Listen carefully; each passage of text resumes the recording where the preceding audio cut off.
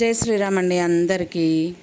టిక్టాక్లో అలానే యూట్యూబ్లో అండ్ ఇన్స్టాలో అయితే మోస్ట్ వైరల్ అయిన ఈ సుష్మా గురించి అయితే మాట్లాడదాము. స్టార్టింగ్ ఒక్క డీజే సాంగ్కి ఒక్క స్టెప్ వేసిందబ్బా ఇద్దరు పిల్లలతో బయట. ఇక కథం ఇంకా అసలు ఆ సాంగ్ ఫుల్ వైరల్ అయిపోయింది. అదృష్టం ఇంకా పరిగెత్తుకుంటూ ఇంటికి వచ్చి శుభ్రంగా కూర్చోబెట్టిందనమాట సింహాసనం మీద ఈవిడ గారిని.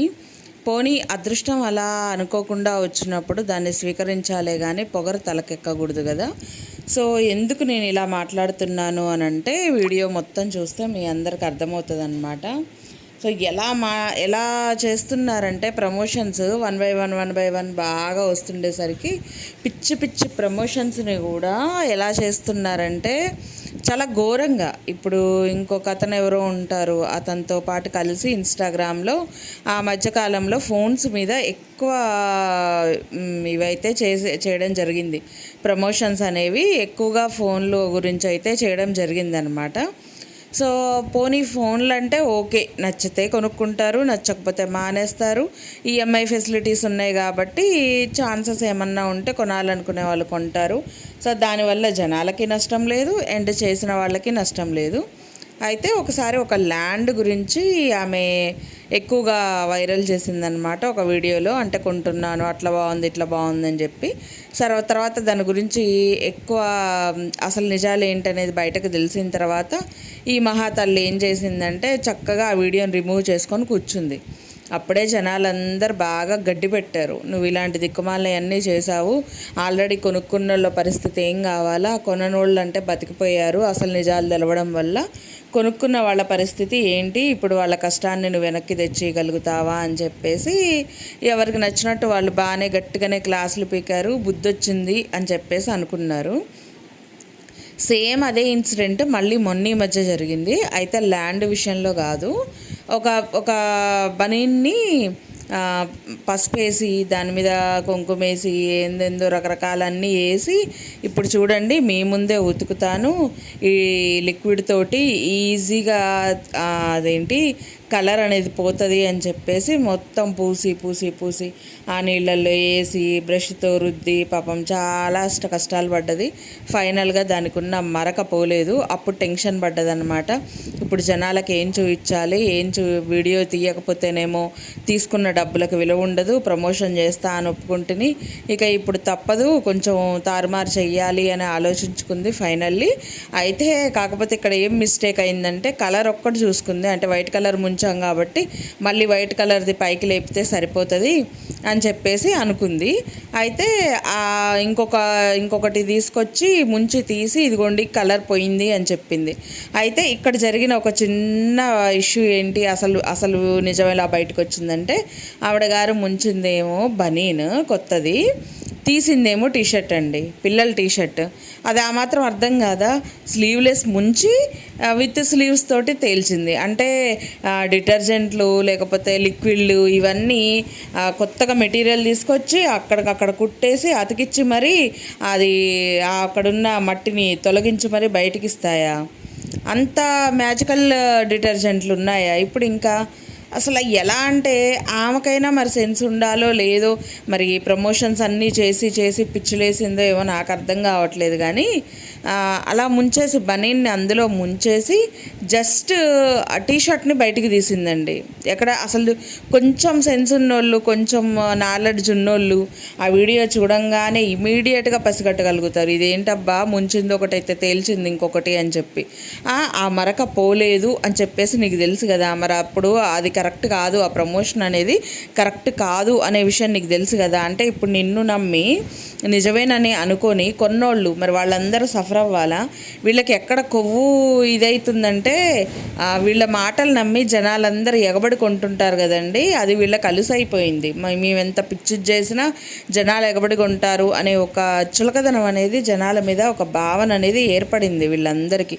ఇన్ఫ్లుయెన్సర్స్ అని పేర్లు పెట్టుకోవడము, వాళ్ళకి వాళ్ళే ఇలాంటి దరిద్రపు కొట్టు ప్రమోషన్స్ అన్నీ చేయడము, ప్రమోషన్స్ చేసి వాళ్ళ దగ్గర ఏమో డబ్బులు తీసుకుంటారు, ఇటు జనాలకేమో వరస్ట్ ప్రమోషన్స్ చేస్తారు. ఇక ఫైనల్గా నష్టపోయేది ఎవరు అందరిలోకి అని అంటే, చేయించుకున్నోడు, ప్రమోషన్కి ఇచ్చినోడు నష్టపోడు, డబ్బులు ఇచ్చి ప్రమోషన్ చేసిన వాళ్ళు నష్టపోరు.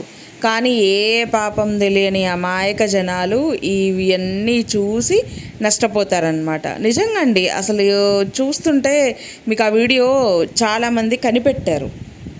ఇప్పుడు నేననే కాదు, చాలామంది ఇన్స్టాగ్రామ్లలో కూడా ఆ వీడియోస్ అనేవి కనిపెట్టేసి ఏం చేశారంటే వాటిని బయట పెట్టేశారు. అంటే ఆ వీడియో డిలీట్ చేసేసింది. ఎప్పుడైతే ఒకళ్ళిద్దరు వీడియోస్ అనేవి చేయడం స్టార్ట్ చేశారో, ఈవిడ గారు బాగా అలర్ట్ అయిపోయి ఏం చేసిందంటే ఆ వీడియోని డిలీట్ చేసేసింది.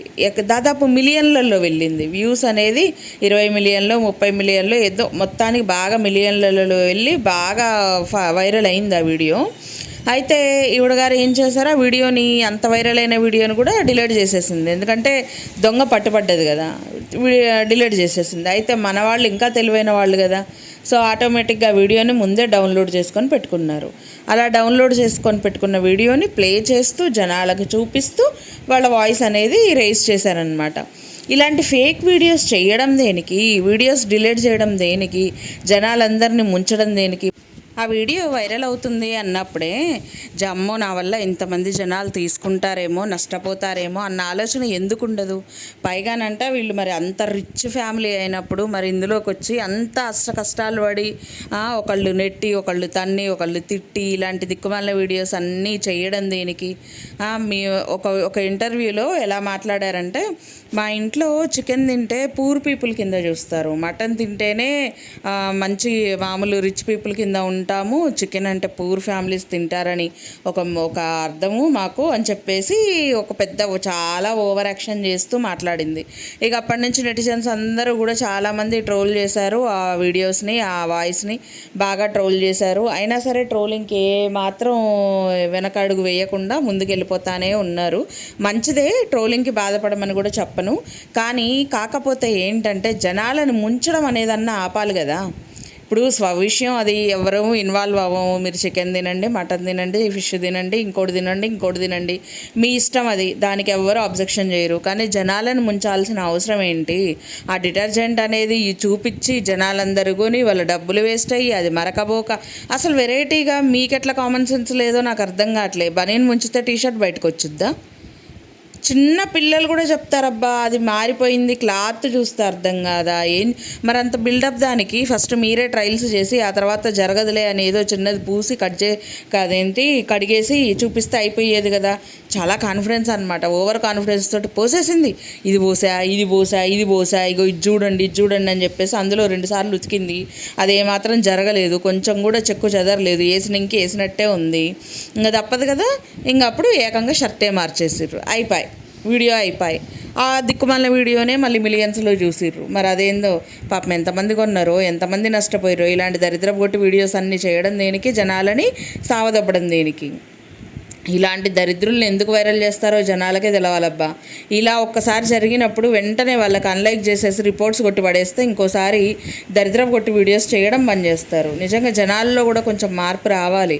వాళ్ళకి ఏదైతే హామ్ జరుగుతుందో, ఇబ్బంది అవుతుందో ఖచ్చితంగా వాళ్ళకి ఇది రిపోర్ట్ కొట్టేయాలి అంతే. అప్పుడు కానీ బుద్ధి రాదు ఇలాంటి వాళ్ళకి అందరికీ కూడా. సో ఇదే నేను చెప్పాలనుకునేది. వీడియో కనుక మీ అందరికీ నచ్చినట్టయితే లైక్ చేయండి, షేర్ చేయండి, అలానే సబ్స్క్రైబ్ చేసుకోండి. Thank you so much for watching. ఇంకో మంచి వీడియోతో మేము ముందుకు వచ్చేస్తాను. బాయ్.